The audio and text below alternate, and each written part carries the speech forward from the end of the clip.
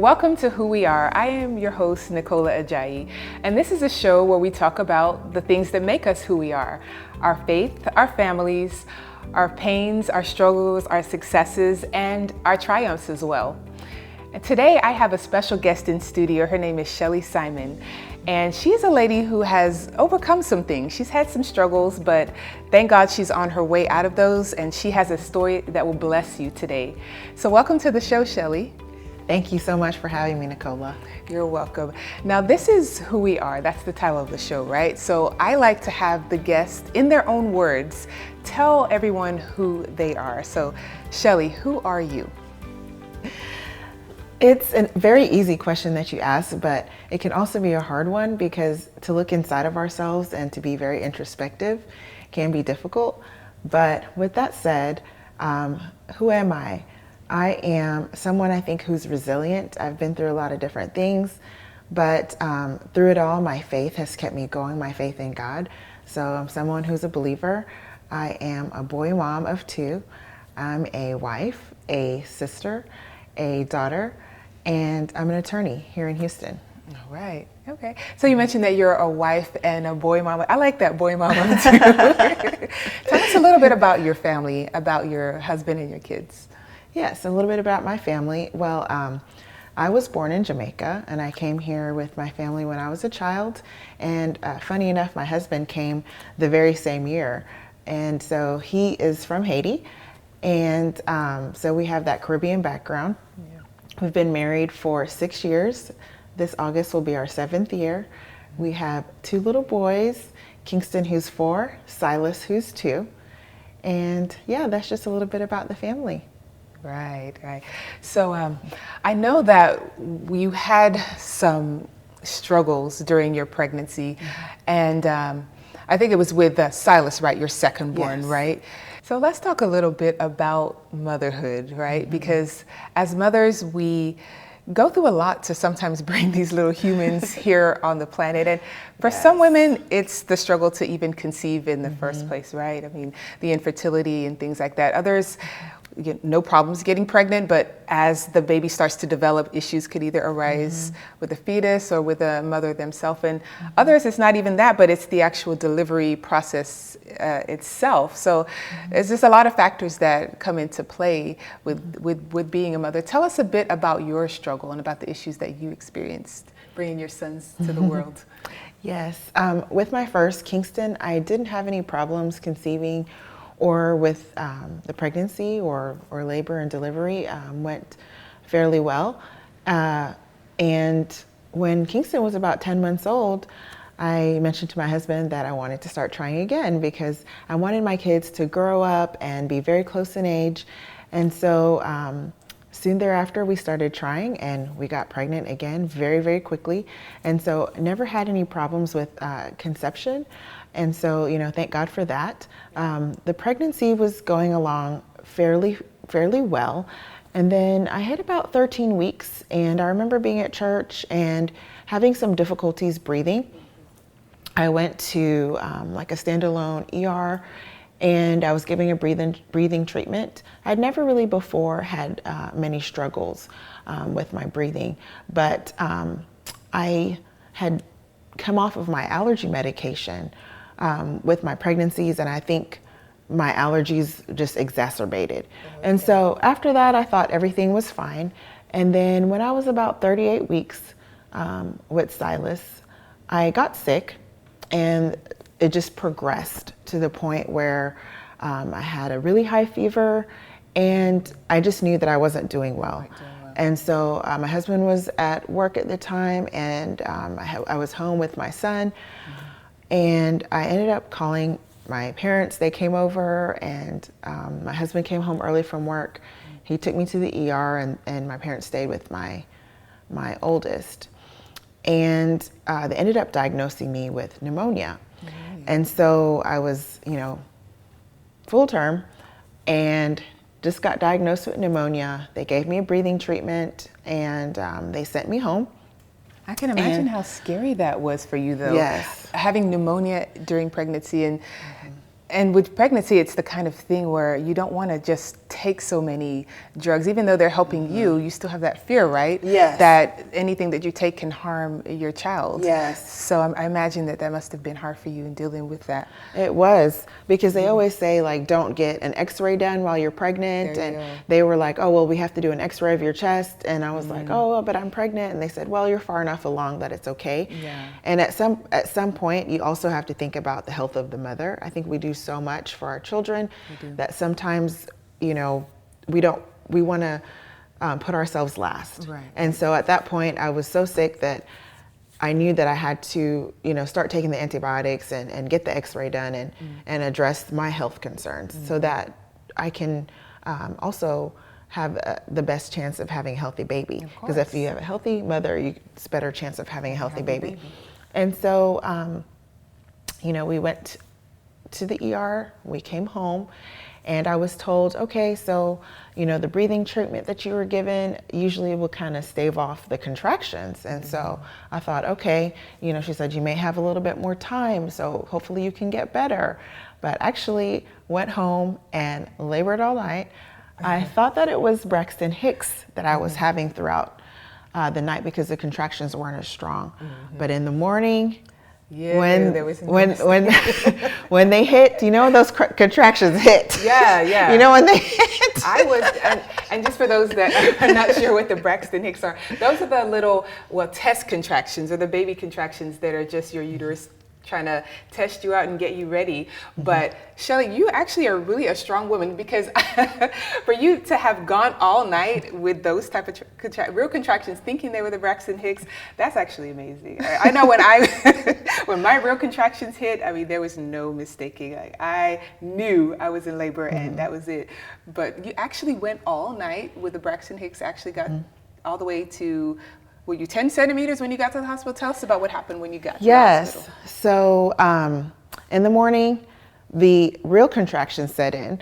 And, you know, and I knew because I started crying immediately when the first real one hit. Okay. And I was in so much pain that I told my husband, I'm in labor, we've got to go. We ended up having to take our child with us. Kingston at the time was less than 2.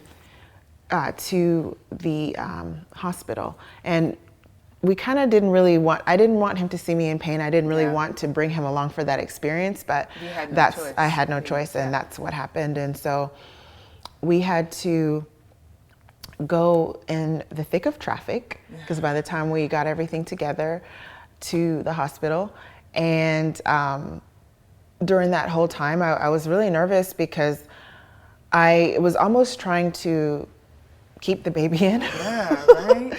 And at the same time, I had pneumonia. So we got to the hospital, and I had the baby soon after I got there. So you were fully dilated when I you was got really, the nurse, we went to the labor ward. We called the doctor's office. They said to go to the labor ward. I went to the labor ward, but they didn't think that I was far enough along in my labor and delivery.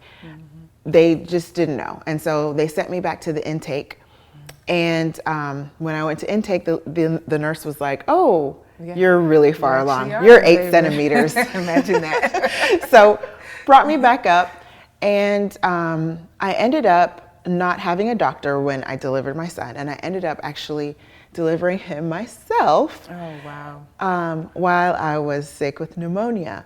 So I really look back on that experience because I was in so much pain. I was asking for the epidural, and there really wasn't time to do it. I didn't even have the needles inside of me because the nurse, while she was asking me, like, should I put the IV in this hand or in this hand? I literally was pushing out my baby. And this is something that actually happens more often than you think. I used to be a labor and delivery nurse and would encounter situations sometimes when women would come in, and sometimes maybe their demeanor wasn't, the screaming, crying, kicking, I'm in full-blown labor about to deliver. So sometimes there's that tendency to say, oh, you're okay, let's kind of deal with those ones that are kicking, screaming, and crying, not realizing that you have someone on your hands who is about to deliver this baby with no physician around. You know, and get it done. And for the most part, everyone does well, but it still is a concern, as it was for you. So tell us what happened after he came out with no doctor and no IV in your hand, and no epidural, I might add. Yes. So after he came out, the nurse quickly realized, oh, she's in labor, and she ran to the foot of the bed, and you know, she said that she did, before he fully came out, remove the cord from around his neck, and then he came out. So everything happened very quickly, probably about 5 minutes.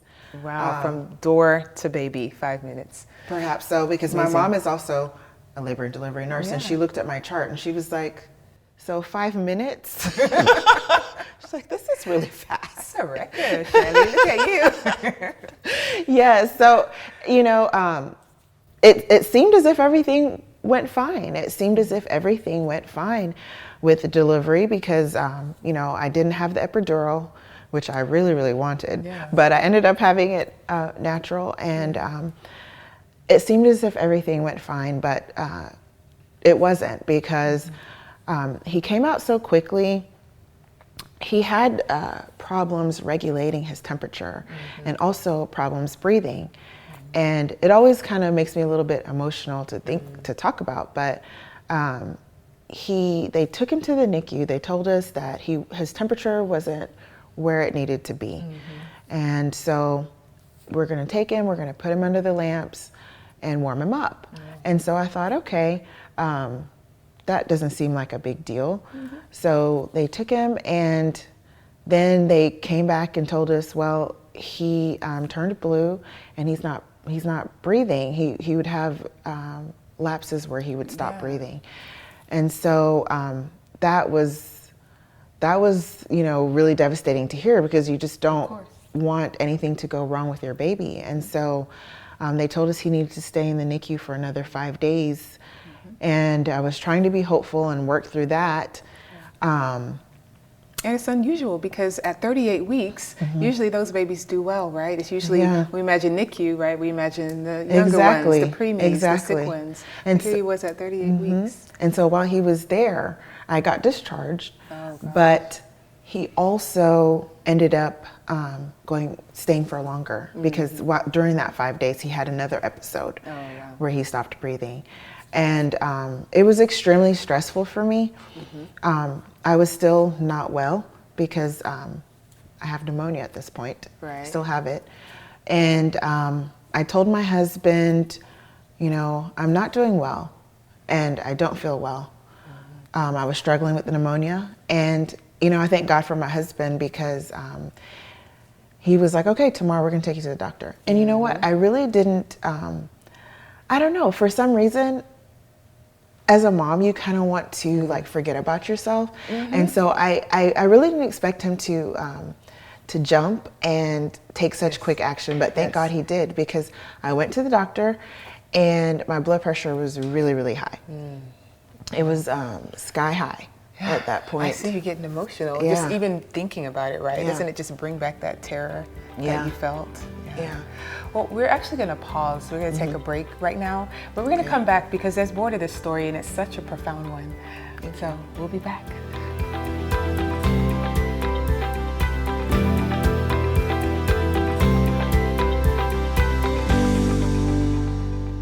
Hey there, and we are back. And I was just talking to Shelly about her labor and delivery birth process with her second son, Silas. Shelly was just telling us how she actually had pneumonia in the last part of the pregnancy and during delivery, delivered him with no assistance, no doctor there, just the nurse. And Silas ended up going back to the NICU for a few days.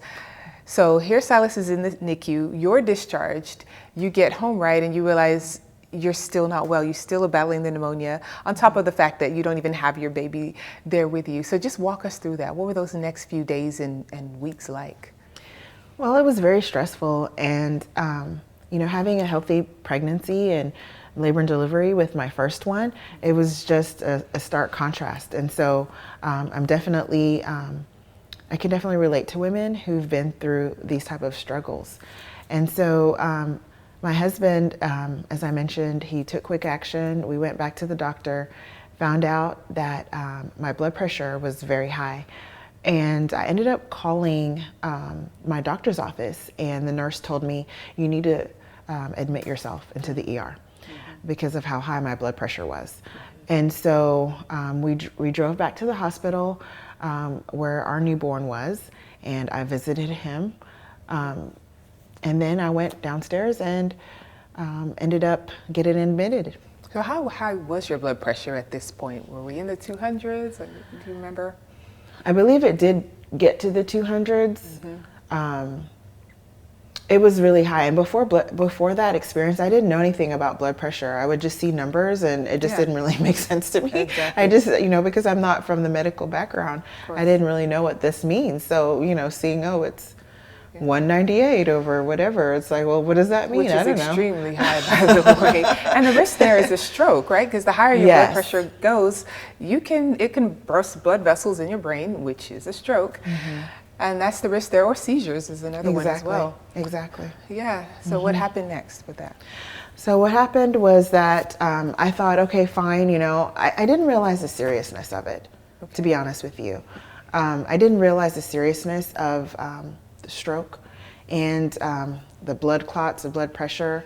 To be honest with you, that was just a very, very, very scary time for me to go into the hospital. Ended up having to do like an MRI, and again having to do chest X-ray.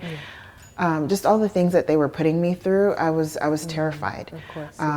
And if you're somebody who hasn't been to the hospital very much, it just was a very overwhelming experience for me. So I thank God that I had my husband to go through it with. But they wouldn't let me go. They said, no, it's too high. We're going to have to admit you. So they put me on the magnesium drip to lower my blood pressure, and it just took a while, and so ended up staying for 3 days. But when I did get out, thank God, my baby and we were both discharged at the same time. Oh, good. Praise God for that. Yes. What a stressful time. I can't even imagine what must have been going through. But yours was actually a great ending. As we know, they don't always end that way, right? Yes, and so I just thank you for the opportunity to share my story, because I think that it's very, very important for women to advocate for yourself and to have an advocate. My husband was my advocate.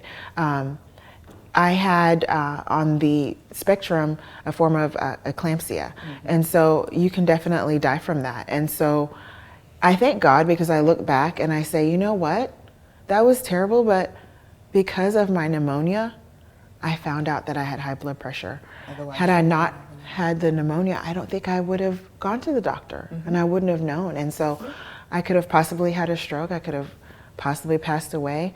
And so I think it's very, very important to listen to your body, listen to yourself, and advocate for yourself. Yes. Unfortunately, in the United States, the mortality rate for women is going up with pregnancy-related complications. And we are one of the only industrialized nations where this is happening. And it's even more so a concern for Black women. We are 3 to 4 times more likely to die from pregnancy-related complications than anyone else. And Which so is not crazy. exactly. By the way. So not only is the mortality rate rising in the U.S., Black women are at a real disadvantage here. And so I think it's very, very important to advocate for yourself. You have to be aware of what's going on, be aware of the statistics out there, and have someone advocate for you, whether it be your husband or a doula or somebody who is in tune with you. Be in tune with your body. If you see that something is wrong or something is not right, take care of it. Yeah. It's very important. We have to take care of ourselves as mothers, because our tendency, of course, is to put our focus on our families. But especially in that labor, delivery, and even postpartum period, you're still at such a high risk for all type of people have gotten PIH or preeclampsia after pregnancy. And that's what happened to me. So know the numbers, know what your blood pressure is supposed to be, and pay attention to anything that doesn't feel right in your body. I think that's what I hear you saying, right, Shelly? Exactly. So we're going to fast forward a little bit to Hurricane Harvey. August 2017, right? So, I'm sure you guys were just, as everyone was, living life, doing what we do. And then, of course, I know for me, I hear that this storm is coming in. I don't know. I don't really watch the weather. I don't pay too much attention to that. I know I should. But I wasn't too concerned until it actually made landfall. And from there, it was absolute terror and chaos. We prepared pretty well, but I know that your situation didn't quite end up that way, right? Tell us about what happened for you and your family during Hurricane Harvey. Yes. Living in Houston, Texas, the threat of hurricanes is something that happens all the time. And so we'd never been affected before to the extent of flooding or anything like that. And so I thought that this time was going to be the same. I was trying to get back from my health struggles because Hurricane Harvey happened just 8 months after I had Silas. So Silas at the time was only 8 months old. And I'm at this point trying to, get back healthy and, move forward. We still had a bit of struggles with Silas with his health, but we were moving forward. And I was trying to get back in with my practice, and Harvey hit. Yeah. And so we ended up having our home flood, but it was a very incredible story. We were able to get out of our home before the flooding. And I just thank God, because at the time, Kingston was 2, Silas was 8 months, and I had my sister staying in the home with me, and her baby was 1 year old. Oh, and so we had all these young toddlers with us, and I just thank God that our neighbor was able to get us out before the home flooded. So was the water actually rising into your home? It was not. The water did not. We were just kind of watching and looking, and it's an amazing story that I was talking to my mom on the phone. I opened the door and to check and see how high the water was getting. And I saw my neighbors leaving. And I started thinking, well, maybe I should leave too. Yeah. And so I said, where are y'all going? And they said, oh, we're leaving. We're getting out of here. And I probably had this look of panic and terror on my face. Yeah. And he said to me, do you want us to come back and get you? And I said, yes. Yeah. And so we had about 30 minutes to gather up everything that we thought was important to us before we could get out of there. And he came back. Imagine trying to gather up the important pieces of your life in 30 minutes. Yes. I can't imagine. But you guys, did you get on a boat, or how were you? We got in his truck. It was a very high truck, and we tried to navigate the waters. We had some difficulty with that. But, at every step of the way, God really sent help. And so we had somebody that got us unstuck, and it's just a very, very incredible story of God's hand moving and getting us to dry ground. And we ended up staying with Paul's mom, and it took us about a year to rebuild, because our home did get flooded when things got settled and we were able to go back and look in the home. We had significant damage, and it ended up taking almost a year to rebuild. To rebuild the house. So you completely had to redo the inside of the house. Yes, everything was down to the studs. Oh boy, oh boy. Yeah, as was the case with so many people. And just thank God that you were able to. There's some people today that aren't even able to go back and will never be able to go back. So thank God that you guys were able to get back into your home and get back into your life. But still, I can't imagine what it's like with 2 little boys having to live outside of your home for a year. Yes, it was difficult. But, one thing I'd like to say is that you can look back on a situation and say, I wish I never went through that, or why me, why am I the unlucky one? There's so many people whose home didn't flood. But I will tell you that through it all, God was so good. And that had I not been through that really difficult situation, had I not been brought so low, that God building me up, I wouldn't have been able to see it and know that it was his hand. Because I know that it was his hand that brought us through it. I know that it was his hand that led us through that and was able to build us back up, because it was such a difficult time that I know that we couldn't have done it on our own. I know that it was him who helped us through it. And so there were so many little miracles, and I got to see God's miracles, on a daily basis. And you just don't, when you're living your life, if you're not at zero, if you're not brought down so low, and you're doing things on your own, you don't get to see God's hand move as much. But when you are literally depending on him every day, you really see him at work. Yeah. And I will thank God for that time, because we got to experience him in a different way that a lot of people will not get to unless they've been through hardship. And so even though it was something that was not pleasurable, not something that people want to go through, I thank God that he has brought us through it, because we got to see his hand at work, and we got to trust him in a very real way. On a whole new level. Yes. Probably in a way you've never had to trust him before. It's so funny how God uses those moments in our life to bring out the perseverance in us. Yes. And you probably look back at yourself like, how did I go through that? Yes. And here I am on the other side. And we're going to take another short break here, but we're going to talk about that other side, because there is a great ending to this story. And Shelly, well, she's not even finished. She's just getting started. We'll be right back.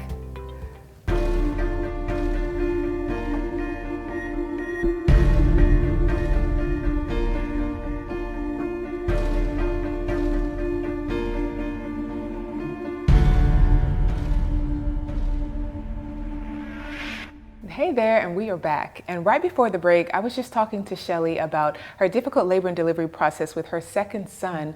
And shortly thereafter, the tragedy of having to go through Hurricane Harvey and having her entire home flooded, and the year that it took to rebuild and for her family to finally get back into their home. And I would imagine, Shelly, that probably during all of that stress, it took a toll on you health-wise, right?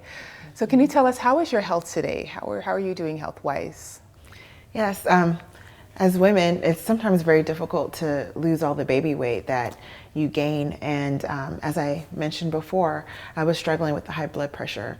And I saw a Facebook post by a friend that I went to high school with, and she talked about the Whole30 and how she did this diet and how it helped her blood pressure.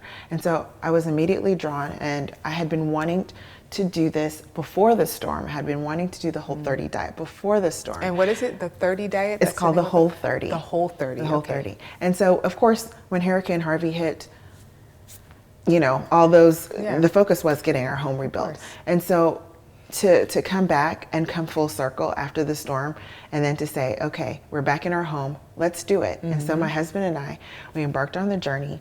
We started last August, and I've lost almost 30 pounds to date. And my blood pressure, I am off blood pressure medication. I don't need to take blood pressure medication. And so I'm doing so much better health-wise. And so I'm so thankful for that. Okay, so after you delivered your son, so did you actually become hypertensive after that?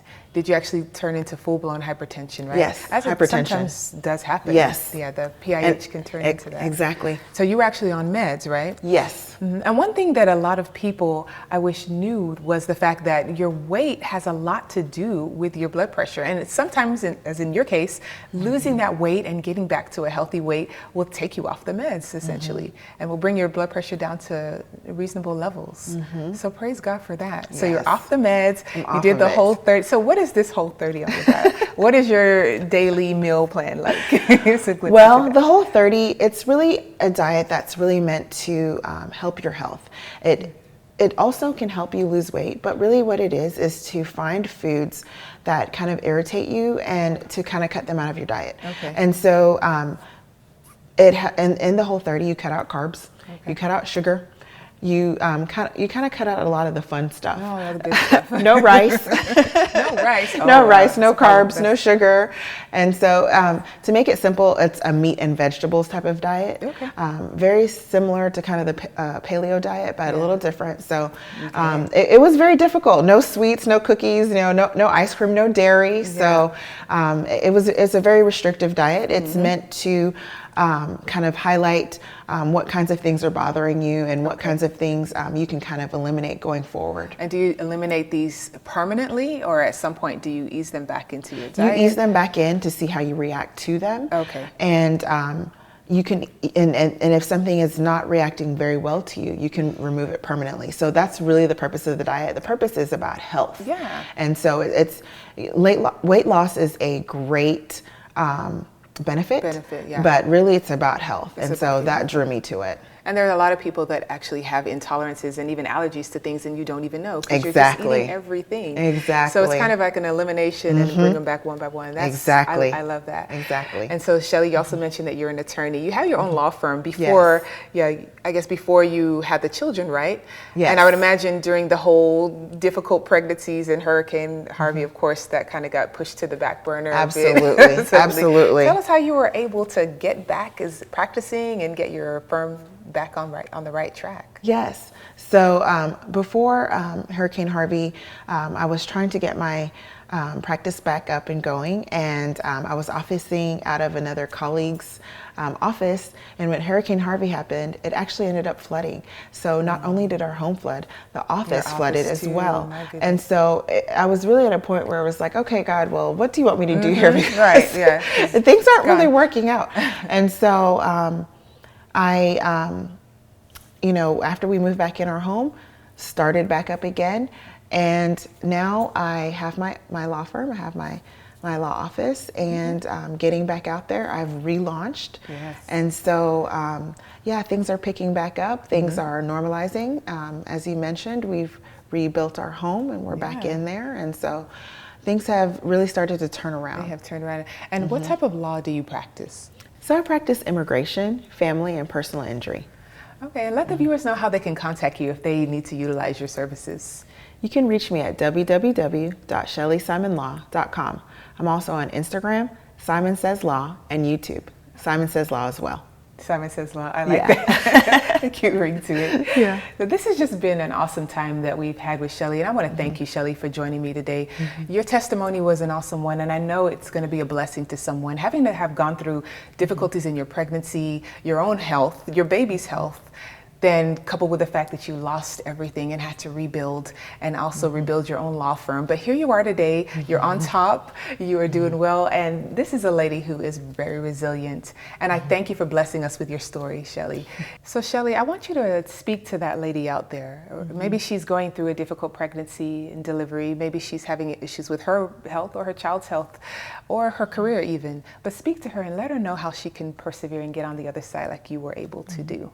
So first, I'd like to say to any woman out there who's pregnant or going through labor and delivery is to be an advocate for yourself. Speak up if something doesn't seem right. Advocate for yourself or have someone advocate for you. And just to speak to any woman or any person who's going through a really hard time is that sometimes, we're brought down really low, and we just really have to find that strength to trust God through that time, and to trust His plan and His purpose, and to not lose faith, and to know that there is some good on the other side. So that would be what I'd like to say to people out there. Great words. Wow, I have truly been blessed. I hope you have been too. Listening to Shelly's story of perseverance in the face of trials and tribulations, it's a lesson to us all to stick in there no matter what situation you might find yourself in life.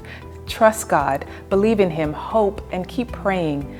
Stick in there because He promises He'll make everything beautiful in His time, and He always does.